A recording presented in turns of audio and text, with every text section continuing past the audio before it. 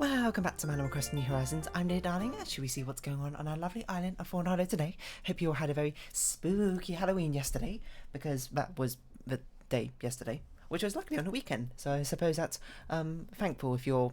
Well, actually, I guess it was on a Sunday, and, it's not the best weekend for it to be on. Probably Friday or Saturday ends up being a bit more convenient, especially for parents out there, I'd imagine. But, alas... Hopefully it was a fun time. I didn't really do anything particularly special, I suppose, at least Halloween related, and I just kind of lived my life as per normal. But, I guess I did a fun run out. It's not very good, by the way, and seeing it blown up on the Discord preview window was kind of weird. But anyway, hello there, everyone. Right now in Fawnhollow, it's 5:02 PM on Monday, November 1st, 2021. No big news, but I would like to touch on one seasonal topic. This morning I couldn't help but notice mushrooms are starting to pop up all over the island. Mushroom pie. Of course, they're delicious, but don't forget they can also be used in the occasional DIY project. By the way, all of the mushrooms that grow on this island are totally safe to eat. That said, it can be very difficult to tell mushrooms apart. When in doubt, be sure to consult a fungal expert before you're eating any mushrooms you don't recognise. Basically telling kids, don't go to the forest and eat random mushrooms. And copy your favourite video game, because video games aren't real life. Clapping hands emojis in between each of those words. I don't know. What should I talk about today? There's lots of things to talk about, like the fact we got a full mailbox here, which we slowly need to clear out. Check it out, mountain. I was going to write you a whole thing about how amazing bonsai trees are, but then I started daydreaming about them, and pretty soon I realised that I can't really cover it in a note. So here we are. Guess that's it, Apollo. Piles of leaves, pies, cakes, muffins, biscuits. I think we had that last time, but instead we're just going to sort of scroll down here. Who's going to be targeted for deletion this time? Diana, I guess?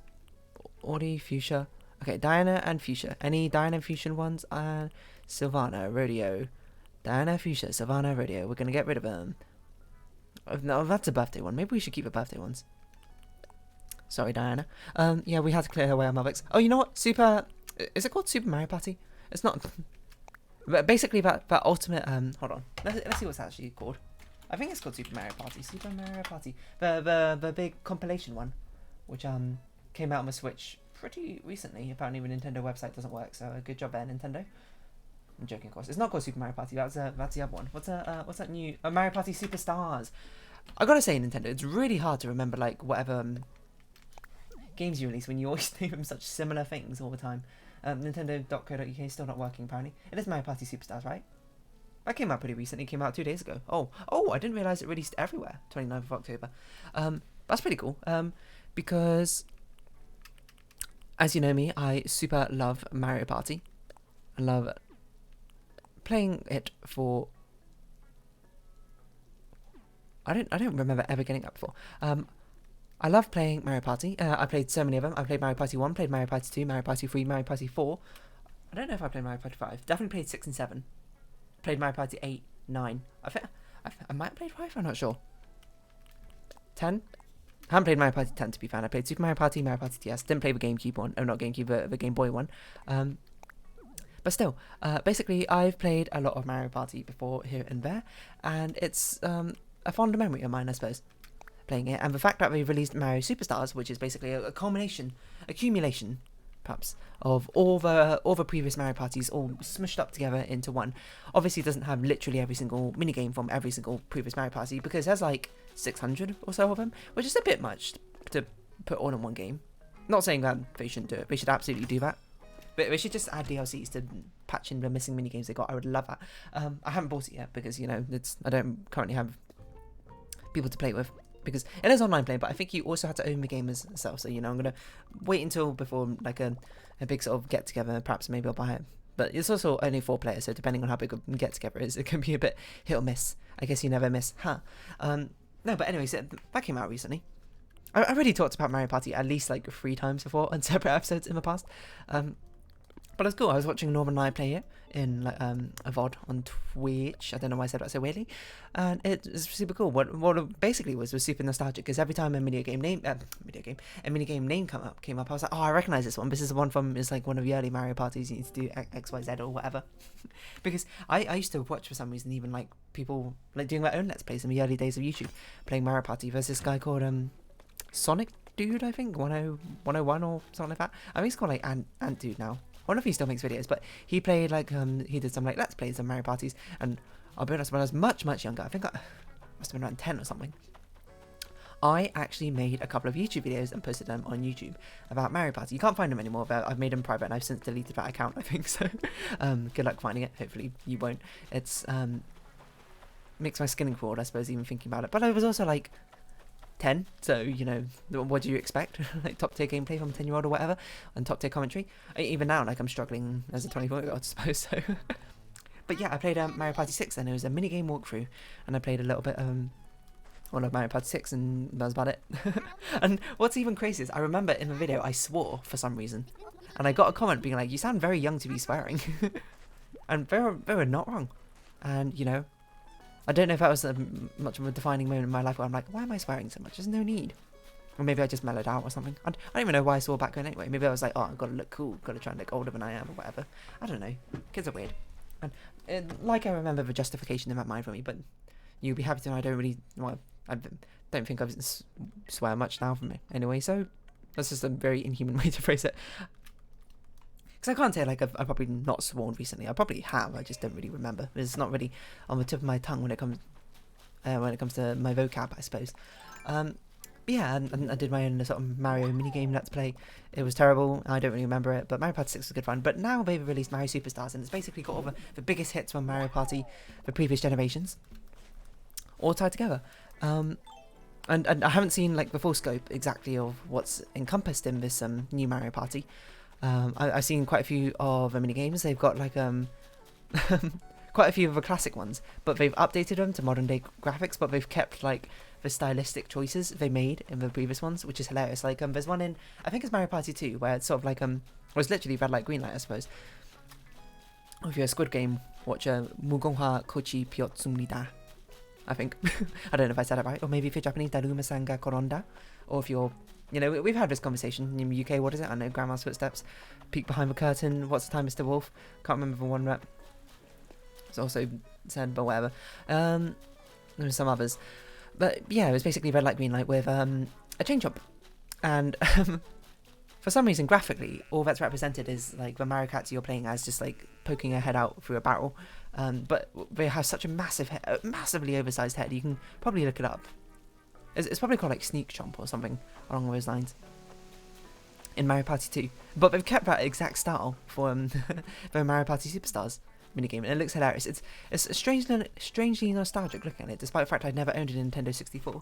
It's still nostalgic looking at those Nintendo 64 games, because I played a lot of Mario Party. This is so niche, but it was like I was in America, because at the time one of my cousins lived in America, and we went to like this youth center thing that I stayed in, and they had like this like gaming room, I suppose, where all these Nintendo 64s were set up with different games, and one of them was Mario Party. I think it had both Mario Party, no, sorry, not both, all of Mario Party 1, 2, and 3. So I need to put up New Horizons Art Wiki. New Horizons Art Wiki. I can certainly say this one here is definitely real. I think this one's also real. This one also might be real. No, the real one is a white ferret, isn't it? This one, I can't remember what makes this one fake, so let's have a quick look here. This one doesn't have a coffee stain, right? So it's real. Scroll. What are the other ones? We have this one. And the forged painting of man's eyebrows are pointing up to the middle, making him look concerned. Okay, so this is a fake. Turns out this one, the genuine one, it's white. So yeah, that's fake. And the statue, is the statue real? Forged statue is smiling, where the genuine one is not. Is that a smile?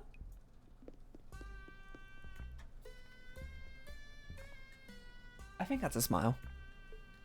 Yeah, that looks like a smile to me. In which case, we'll buy literally the only not fake painting you brought today, Red, which it might actually be one we haven't had yet. This is one which always turns up, but it's always a fake version which turns up at least like 6 times in a row, which is incredible. So Mario Superstars, yeah. I haven't seen all the boards. So the one game I watched, which Norman and I played, it was a board I don't remember where it's from. I think it was from one of the very early Mario Parties, maybe like 1, 2, or 3, which is definitely the ones I know released because they were kind of before my time. Mario Party 4 was probably released because technically GameCube would have been the sort of game the console I grew up with, except for it wasn't because I didn't buy a GameCube. I bought a Wii later when it came out, which was released in 2008, if I recall.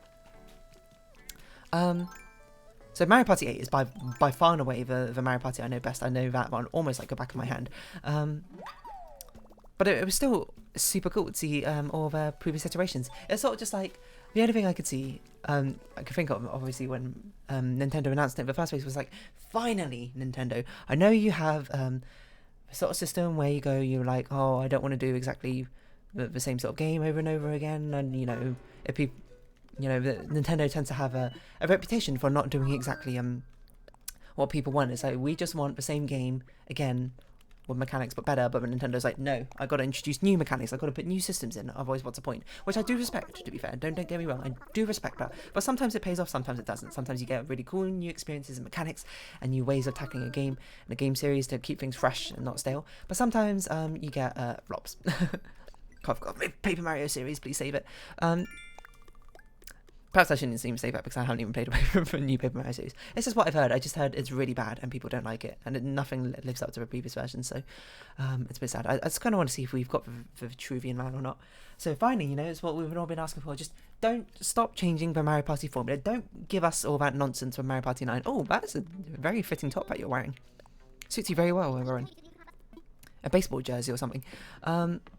Stop changing the Mario Party formula. Get rid of that stuff you introduced in Mario Party 9 and 10 where we all move about on one giant car or whatever through the journey and we pick up stars or whatever. We don't get the free agency to move around. They brought it back for Super Mario Party, but then Super Mario Party was very, very small in scope, if anything. And we were like, oh, maybe they'll put DLC for it. And then they just had no updates for it for about 5 years or so. Wait, maybe more than 5 years now, think about it. Yeah, no, maybe about 5 years. Oh, we already have a Vitruvian Man. Alright, so, well, thanks, Red, I guess. I wonder what these statues are, the ones we're missing. What's the saying? I immediately forgot what I was saying. What was I gonna say again? I can't remember. Oh, yeah, it was, it's like we keep introducing these new mechanics. It's like no one wants these mechanics. We just want the good old-fashioned move around the ball game, but introduce new mechanics in the ball game or new items or the dice block things was okay, I think, in Super Mario Party. But it's like give us the same sort of scope that the previous ones had. We want the luck-based things, but we want the skill to actually feel like it's meaningful. Cough cough Mario Party 9. We want more than 3 boards. Cough cough Super Mario Party. Or was it 4 boards? I can't even remember. We want We just want good old Mario Party shenanigans back again, I suppose. I say we, as if everyone thought like this. Probably not everyone thought like this, but it was sort of my experience. What makes Mario Party fun? The mini-games. And the chaotic nature, I suppose, of it. It's just an unstoppable primordial force of chaos. Playing Mario Party, where anyone can kind of win at any point, but you can actually have a bit of fun trying to tilt things in your favour by playing whatever the mini-games. Mario Party 9, to be fair, I think Mario Party 9 was probably the lowest point of the series. It was probably already on a decline, but, I started at Mario Party 8, so I don't really see it in that same avenue that other people do. But Mario Party 9 was just not good. It was incredibly, incredibly luck-based. Like, you might as well not even play the game, I suppose. Like, I know the game already is super luck-based. That's kind of the point of it. But it was, like, so incredibly luck-based that, like, the minigames literally didn't even matter from what I recall. Like, you win a minigame, you get 5 stars. You came second, you get 3 stars. You came third, you get 1 star or something. And you came fourth and you get 0 stars. It's like, okay, How many stars do you get by randomly passing over star squares? Oh, 3. Oh, okay, Just, like, completely negate any, distance I was from winning a minigame. But at least due to its utter chaos, it was I kind of revel in that chaoticness, I suppose, of its sort of board games. I know it's a bit ironic me being like, oh, Mario Party was too chaotic, but it was sort of like there weren't any decisions you could make, even if it was an illusion of a choice, I suppose. In the previous Mario Parties, making this decision when you could just get screwed over by random chance, at least you have a chance to sort of blame the board or whatever, or you could be like, oh, I've only had the foresight or something like that. I could have gone down a different path. With Mario Party 9, it was just sort of like, hit dice, something happens. Hit dice, something happens. No choices. It's a shame. But, I mean, this new one looks pretty good. It looks like a return to form, which is kind of, I guess, should be, if anything, because it is basically a compilation of all the best hits from the previous ones. I hope that perhaps there will be DLC where they put in additional mini games and additional boards later on. I'm not going to bet on it because it is Nintendo. That's not really how they do things. Although they have apparently implemented an online system now. I don't know why I say have. Apparently, I already talked about the online system, I think, a little bit. But they've implemented an online system, which is cool. Don't get me wrong, very cool that they've put something in like that, because that seems like kind of like that. Honestly, it seems like a no-brainer for Mario Party, right? Why wouldn't you have an online system to play with people across the world or something? In favourite minigames, it may be a party game where you kind of encourage people to be together to play it, but online, especially during these sort of lockdown times, kind of feels kind of reasonable, doesn't it? And also, the best part of this Mario Party Superstars, they brought Birdo back. Yes, Queen, is the only thing I can say to that, I suppose.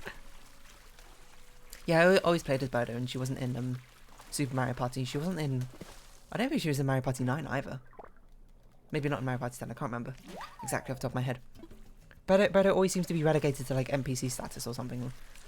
For some reason, like someone you talk to, like Mario and Sonic and Winter Olympic Games, and the Mario Golf game, which I can't remember what it's called. She's just in like an NPC status tutorial person, kind of. I don't know. It's like, no, I want a playable character. It's like, you're gonna give me, like, Mario Party 8 is an example. You're gonna give me Hammer Bro and Blooper as options. Actually, to be fair, Birdo was in Mario Party 8. Maybe not a good example. Super Mario Party. You're gonna give me Goomba as an option, but not Birdo, who is actually like a more prolific enemy, I suppose, in your series. I guess Goomba's kind of iconic. Don't get me wrong, I don't really have much against Goomba, but like, you got Goomba, you got like Koopa Troop, you got like one of the Bowser kids or something. I don't know. You got what's her name?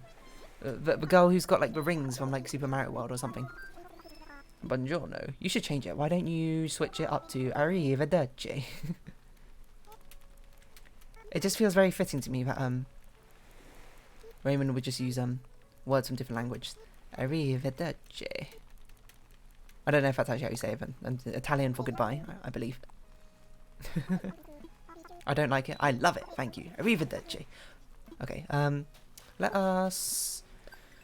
Can't remember. Yeah, I can't believe they put Koopa Troop in like. Oh yeah, no, what's that? Pom Pom. That's the name. Pom Pom. You put Pom Pom in Super Mario Party, but you didn't put Birdo in. Come on, Nintendo. But all is right in the world because Birdo's now in this game. At the cost of some other people, I think. But Nintendo giveth, Nintendo taketh. So I will pick it up at some point, probably. I do have a strong love for Mario Party, or the sort of Mario Party games, and having a best of is always good fun. Like some of them play some games. I was like, oh, that's a Mario Party 6 minigame. The one where you're driving in a car and you got to punch rocks or something to get across. Actually, that might be Mario Party 5. I can't remember off the top of my head, to be honest. All the Mario Parties get kind of welled together in my head. And it's not even like Mario Party I like Mario Party so much because I like board games. Like I don't even know any other sort of like tabletop board games I play. And you might be like, what about D&D? Well, for one, I haven't played that for many years now. And also that I don't know, that seems like a different sort of like partition in my brain. That's more like a role-playing tabletop game rather than a board game, which is more like I mean, not to say that D&D can't be strategic or anything, but the difference. It feels like there's a difference between things something like Snakes and Ladders. Okay, maybe not Snakes and Ladders, but what's a board game like Clank or Root versus D&D. At least intrinsically to me, it feels like there's something a little bit different. Which is probably one why it's called a tabletop role-playing game, and the other is called we need to get some medicine because Audie is ill. One's just called a board game. I don't know when the last time I played like a board game is. It's probably because I don't own any board games. It's probably why I haven't played any. Played some party games certainly. Like I own Codenames, One Night Ultimate Werewolf. What's a Coup? Own whatever. Linky. And something else. I don't remember. I own quite a few of those sort of party games. A lot of them being those deception games because that's what we used to like to play. Well, I mean, the group still likes to play it. Like my friends still like to play it. But I'm sort of like I'm not like disillusioned with it or anything. I'm just like rather indifferent, I suppose, to those sort of games now. I think I talked about this in the past, and I'm not entirely sure why. Kind of why I didn't. It's not like I didn't enjoy playing Among Us. I just got like I felt very indifferent, I suppose, playing on Among Us. So I was never really like excited to play it. Social deception, I don't know, it's fallen out of favour in my eyes for some reason. But anyway, that's not really the point here. We're not talking about social deception games. We're talking about board games. I don't know, there was a board game that was actually really interesting. Was it Root? I think it was Root. It was like an asymmetric board game where you play as one of 4 different clans. Either the Cat Warrior clan, the Bird clan, maybe it's called Ravens or something. But the Wanderers? Or like the Revolutionaries, I can't remember. Or the mercenary? Doesn't sound right. You play as one of these like 4 different sort of animal factions in a forest, and they all have like 4 very different playstyles and turns, of which and you basically had to strategize to somehow win. You can customize this. Of course you can. I don't know why I think you wouldn't have been able to. Makes perfect sense. I don't know why I never considered it before, to be honest. But that game certainly interested me. If anything, I suppose now I don't have as much interest in purchasing them. What do we need to customize? Slingshot maybe? I don't know when last time we customized this was. Physical board games is because we have board game simulator now, which kind of replaced it. Sorry, a little bit of a pause there. What was I talking about? Oh, I was talking about Root, right? Yeah, no, it was just a board game I discovered at one point, and just I don't even remember how I discovered it now I think about it. Oh, you know what? Probably Northern Lion played like a little demo of it. There's like a digital. Oh no, I was talking about board game simulator. Yeah, I haven't even used it all that much, but I played the Binding of Isaac game on it, the 4 Souls or whatever. What I think of it? That's right. I think maybe board games just aren't really for me. Not in the sense that like I think board games are bad or anything. I think maybe it's more like I haven't found the right one for me. Like I'm not much of someone who. Okay, hold on. I need to think how to phrase this, because I was going to be like, I'm not someone who likes to optimize and things. Well, that's not true, which is not true, because I do like to be organized. I like to try and do things most efficiently. Plan things out and execute.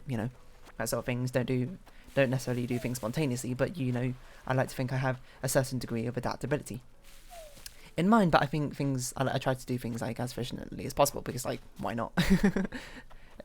It's sort of, and before you say that sounds boring, no, part of the efficiency sizing is balancing out the fun component of it as well. It's not straight up, I'll do this in X amount of time, Part of my efficiency, my brain, is also making it as fun as possible. You got to find that balance. But anyway, I was going to say, I'm not much of perhaps I'm not much of a strategist. I'm not much of a recreational strategizer. What a weird way to phrase this. I'm just trying to think how to put this, because I don't know. I've never really found a board game I think which like particularly clicked with me as well. I'm trying to think what board games I've enjoyed. But to be fair, I haven't even really played that many. But I did play The Binding of Isaac 4 Souls, and yeah, it was alright, I guess. I don't really remember much from it. And I think I'm sure part of the driving force between playing these board games is the fact that a lot of them are not competitive. That's perhaps a bit too strong a word, but competitive, right?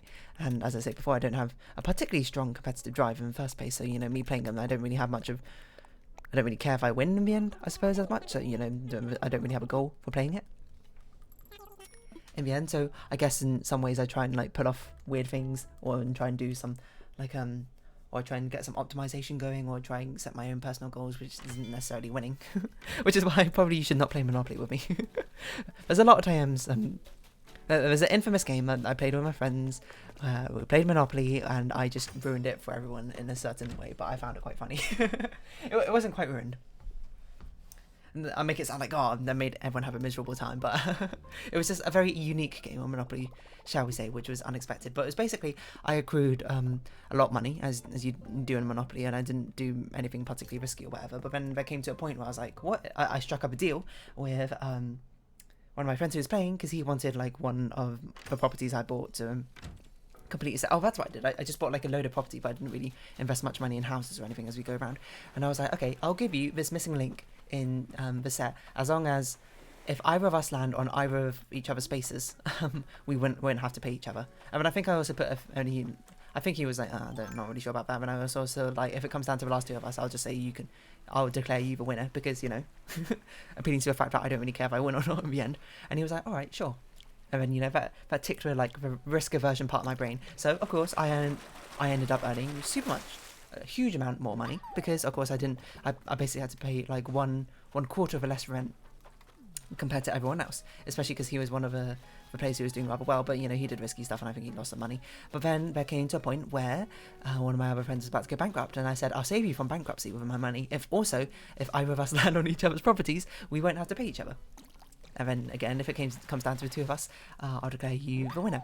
And then what ended up happening is, because people ended up not having to pay as much money, I suppose I ended up artificially like ruining the economy by forcing the people who didn't strike a deal with me to be over time paying up more and more rent as I keep landing on more things. And eventually I struck a deal up with everyone where I wouldn't have to pay them any money if they landed on my property, and they wouldn't have to pay me. So it just led to a competition between all four of them where basically I just went around the board like stocking up money. I was basically a second banker, and I just kept making deals along that sort of thing. I was having a great time, by the way. You might be like, that sounds kind of boring, there's no sort of like risk or whatever. I'm like, okay, yeah, I mean, I don't want any risk when I'm playing Monopoly. I want I want safe returns, I suppose.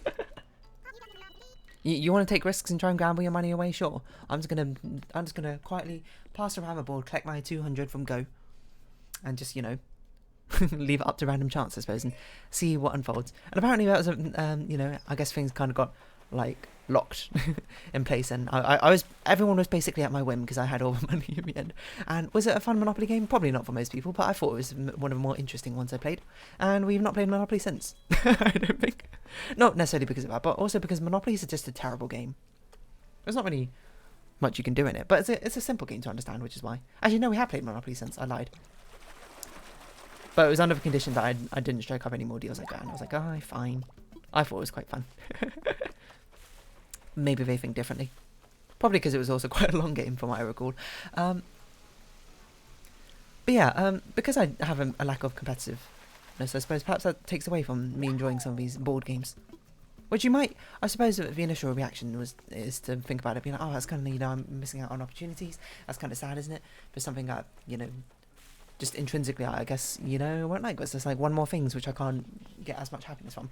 Well, you know, that's just kind of a thing with everything. People have likes and dislikes. People have things which appeal to them and things which don't. And it just turns out competitive games, not really, well, at least competition against my friends is not really something that appeals to me all too much. And that's just that. There's not really much to do about it, and there's not really much I really care to do about it. I much prefer cooperation. I don't mind watching like my friends duke it out with each other, I suppose, in a competitive sense, but me myself personally don't get much investment from it. Yeah, where was I going with this? I don't know.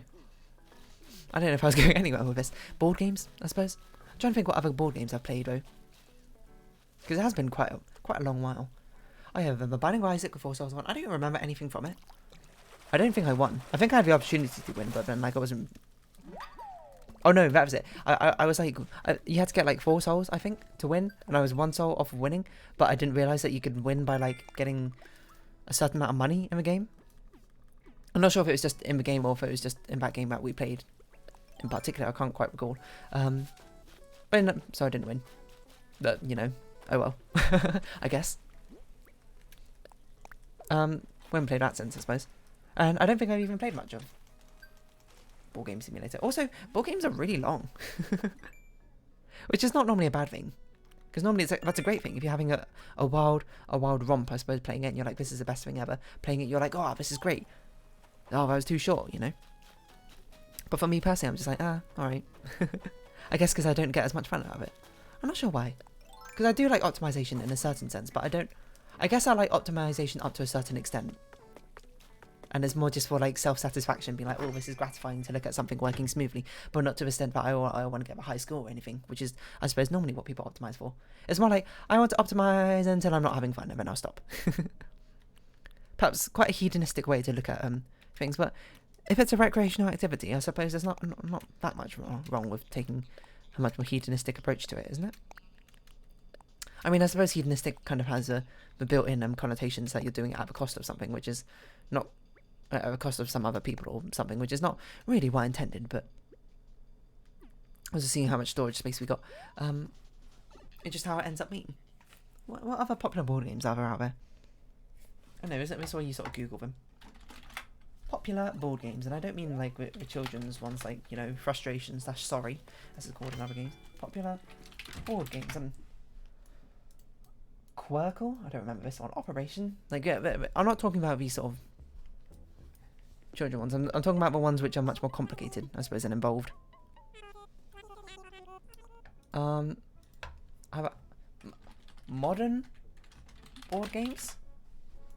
Maybe that's a better way to search for it.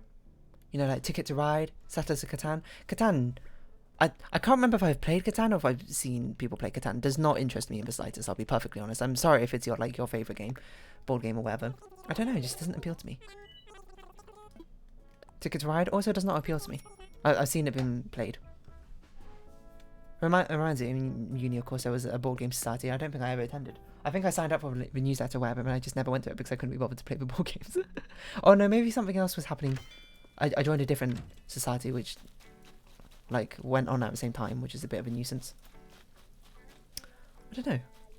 I've you know, I guess I've sort of just, like, you know, thought about it more myself. A combination of lack of competitiveness and leads to my strategizing not actually being for the sake of winning, and then I guess it maybe kind of makes me feel bad because I'm not playing the game exactly how it's, not exactly how it's intended, but, you know, I don't want to ruin, I suppose, the situation for other people by not, like, being a true, like, competitive sport of it. I'm just kind of, like, making my own fun, which is not really how you're meant to play these sort of games. You should probably play with it some sort of desire to win, shouldn't you?